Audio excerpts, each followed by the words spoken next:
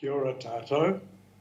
We now resume the case for the submitter, Opihi Flow and Allocation Working Party.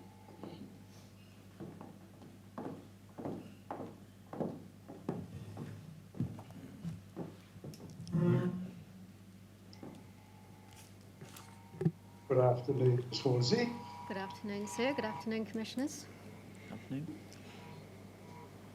Now, we have the remaining witness, is it, for the submitter, Dr. Saunders, is that right? Yes, that's correct. Now, Dr. Saunders, we thank you for the statement, the evidence statement that you provided to us a few months ago.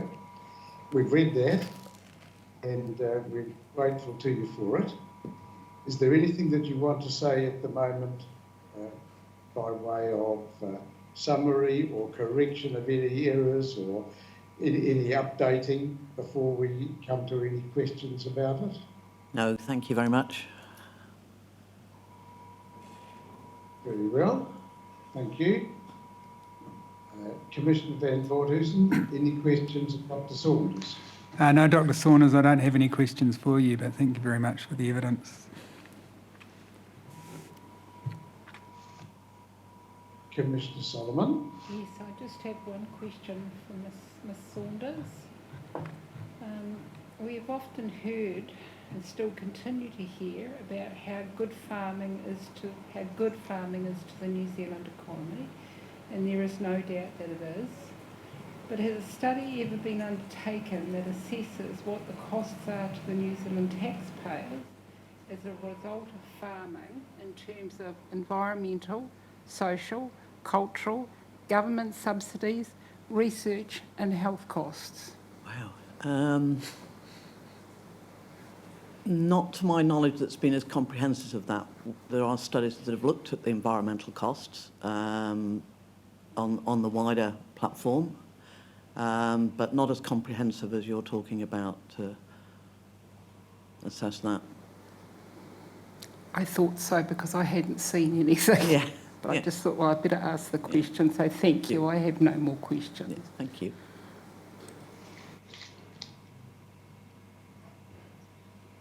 Dr. Saunders, I'm looking at paragraph 5.4 of your statement.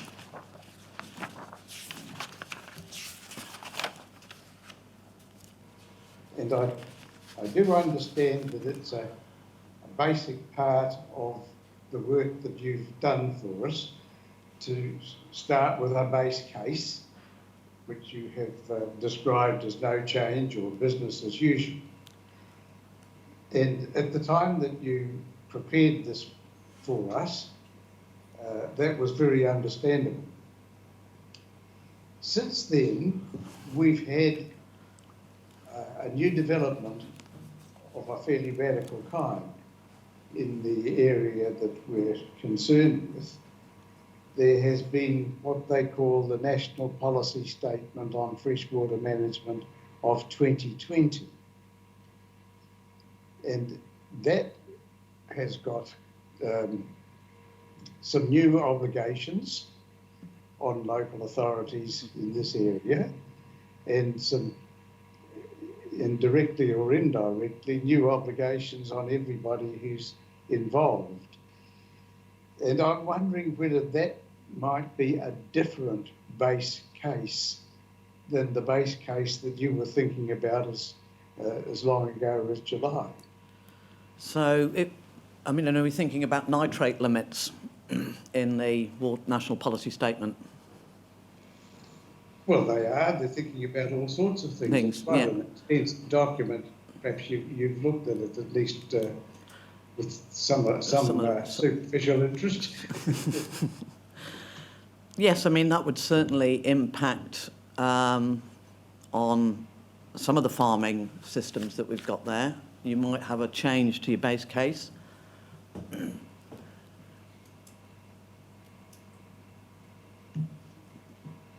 So that if you have a different base case, that might lead to different comparisons with the two scenarios that you've described. Yes, and as you said, the water statement's pretty comprehensive. There's got a lot of things in there, so how much that affects the flows that we've modelled here, it would be difficult. Well, I couldn't answer that at the moment, so that how different they would be.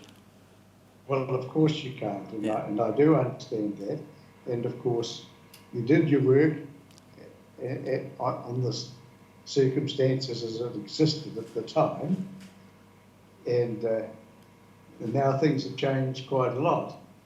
And you can't tell us, of course, what different conclusions you would come to, because you haven't done that analysis. But I suppose you might support my notion that it would lead to different conclusions. Yes. And we don't know what difference in kind or degree. It's just that everything's changed, and, well, not quite unexpectedly, but we didn't know the detail. Well, Dr. Saunders, it's very kind of you to come in and answer our questions, but really I think that's as far as we can take it at the moment, and we thank you for your contribution. Thank you.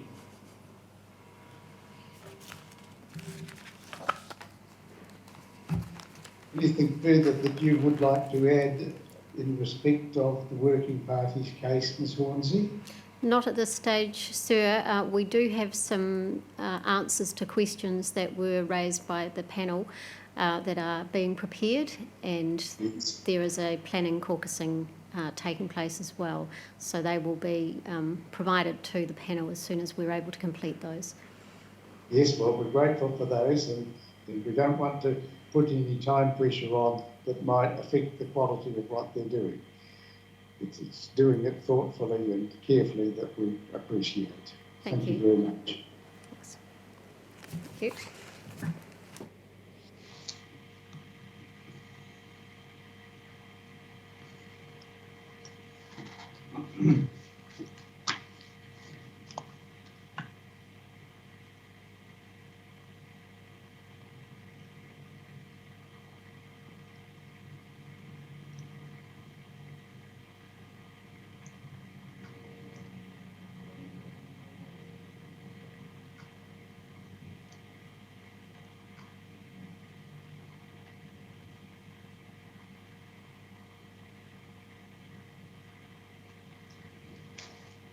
Now we come to the submission of the Selwyn District Council.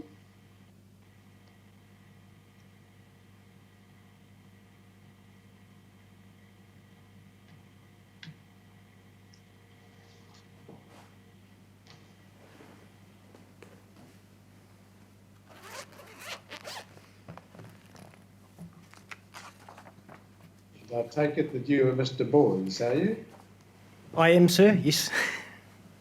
Well, we're very grateful to you for preparing an evidence statement. And as with others, we've read it closely, and we would like to first give you the opportunity to make any corrections or updates if there are any. No, sir, it's got no changes at this stage. Splendid.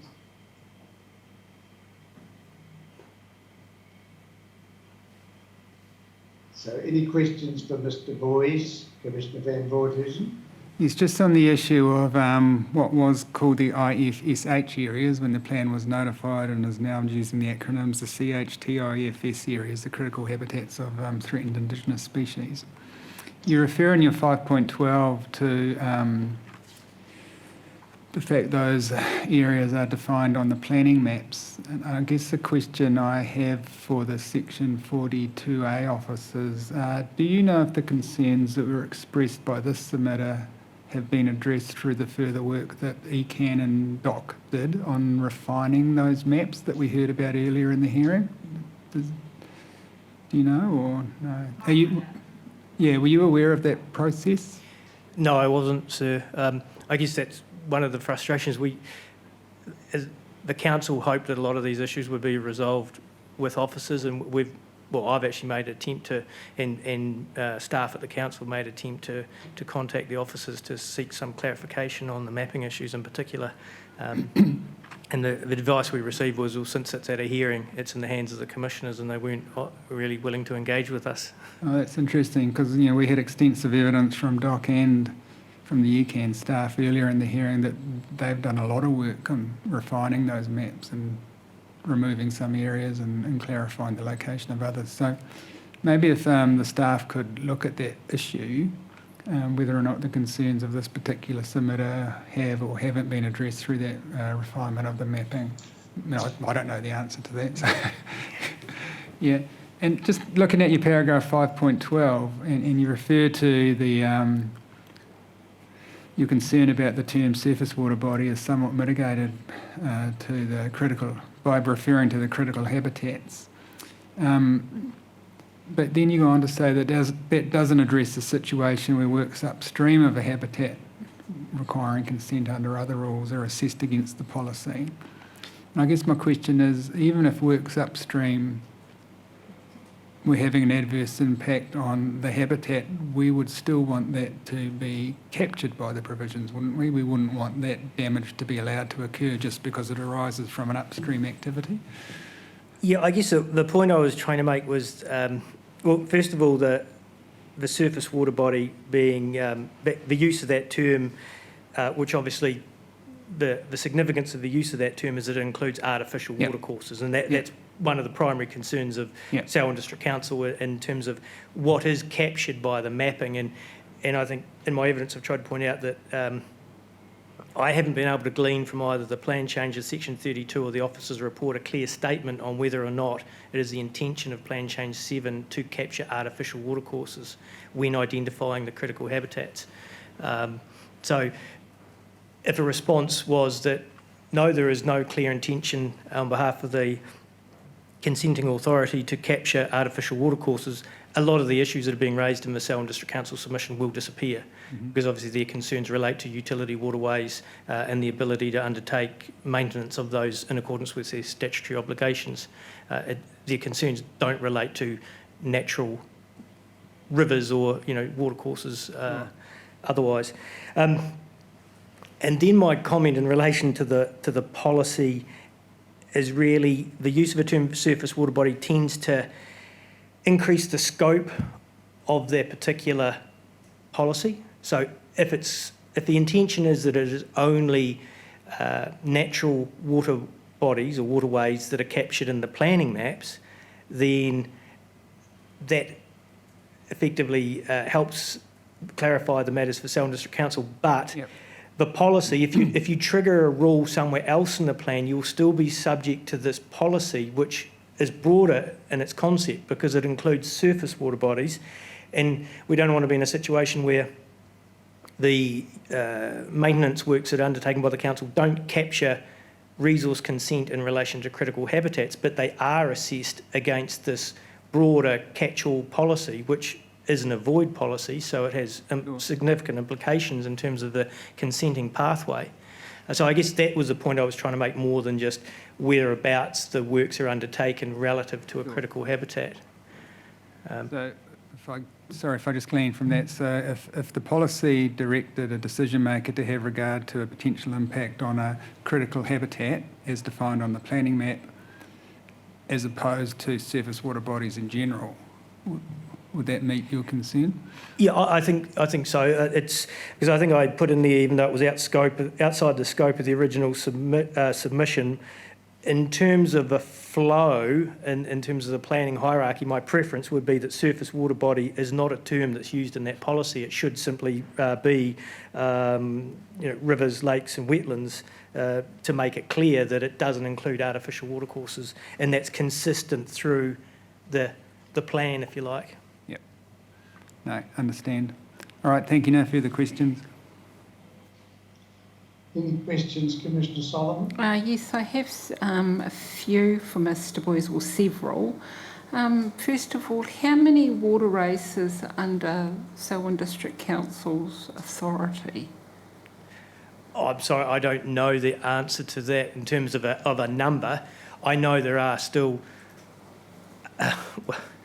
I processed the Central Plains water designations and resource consents on behalf of the council. So through that process, which was over 10 years ago now, I did have quite a good look through the water races, and I've seen maps of them. They are rather extensive and cover the entire Central Plains area. One of the implications of Central Plains water now proceeding is that some of those stock water races have been closed. But the council has followed a process because it was during the Central Plains, or the investigations involved with Central Plains water, that they identified mudfish as living in water races, artificial water races, and where that has been, or where that is taking place, council has left water races, certain water races and or portions of water races open in order to maintain that habitat. But in terms of the quantum, no, I don't know, but there remains an extensive network of water races throughout the Central Plains area. So actually your answer leads me to my next question. At your paragraph 3.7, you talk about water races having been had an ecological assessment, and some of them have remained open. What ecological criteria does council use to determine if a section of water race is kept open for freshwater habitat purposes?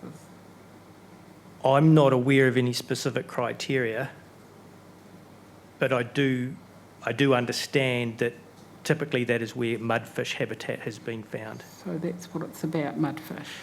Primarily, I wouldn't say exclusively, but in my understanding is primarily that is one of the major concerns. Because of their nature, they don't have a lot of other habitat value, but mudfish seem to quite like water races.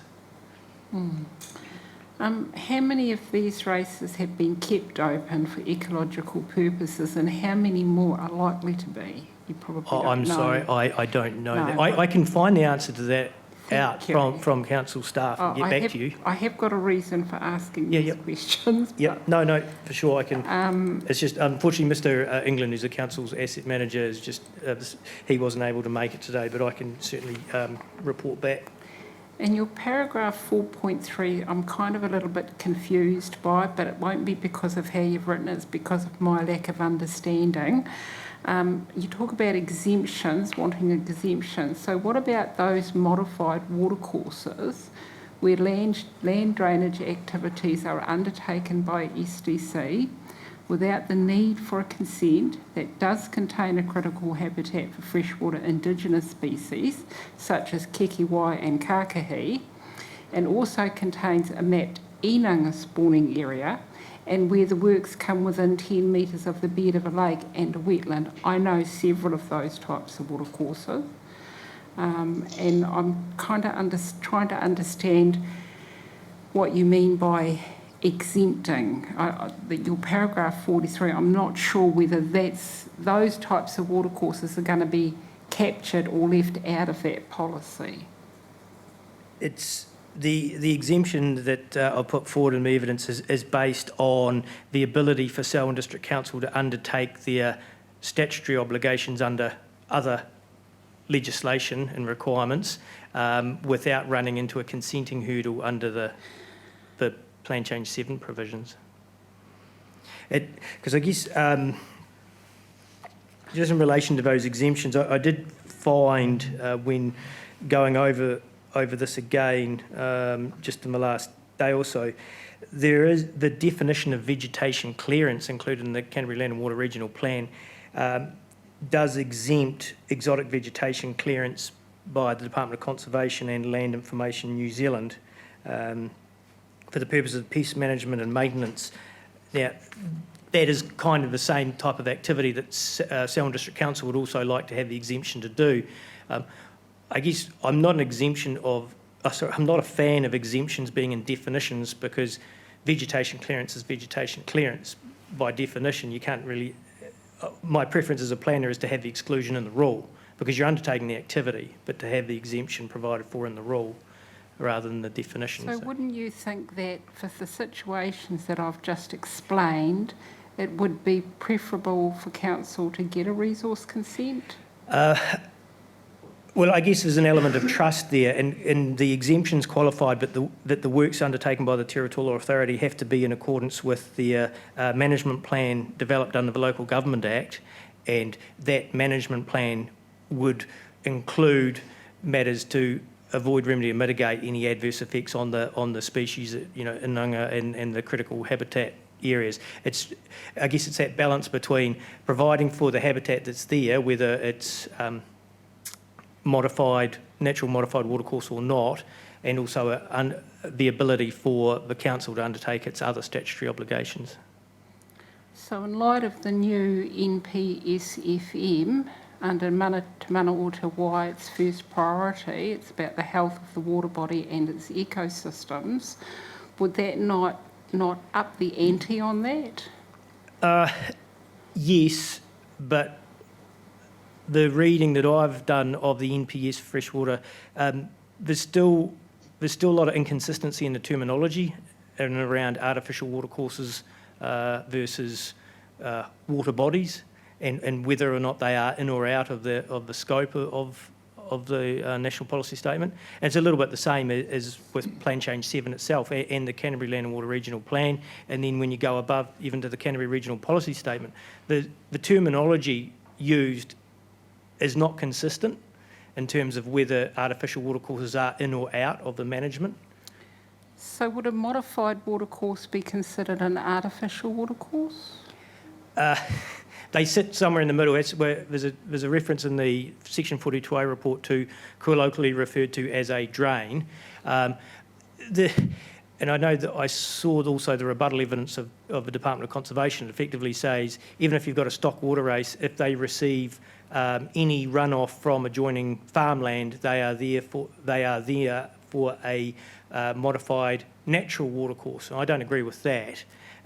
It's a spectrum, and you have to decide somewhere along that spectrum. Well, when I think about the Selwyn Waihora area, it's full of modified watercourses that were naturally wetlands or waterways. In the downlands closer to Lake Ellesmere, yes, sure. Yep, yes. Yep. Higher up, they're definitely water races, and there's no question that they are artificial. The difficulty in determining whether artificial or not certainly comes in and around what were drains, but were effectively taking drainage that would otherwise be overland flow and channeling it into a drain. And especially when your land drainage committees call them drains, but they're actually modified watercourses, doesn't...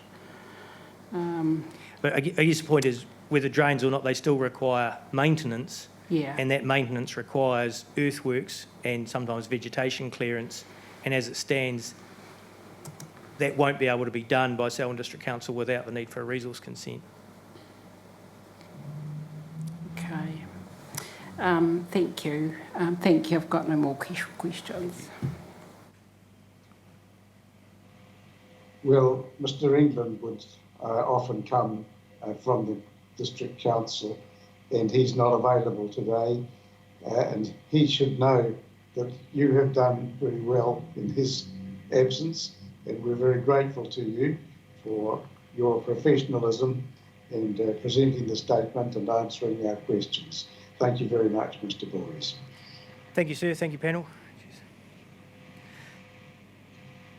To you on the number of water races that have been closed and the number in the future, that I can get that information. Should I send that back via the...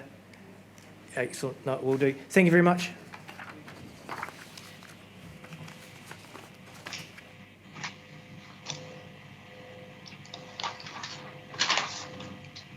I think that's our business for the day.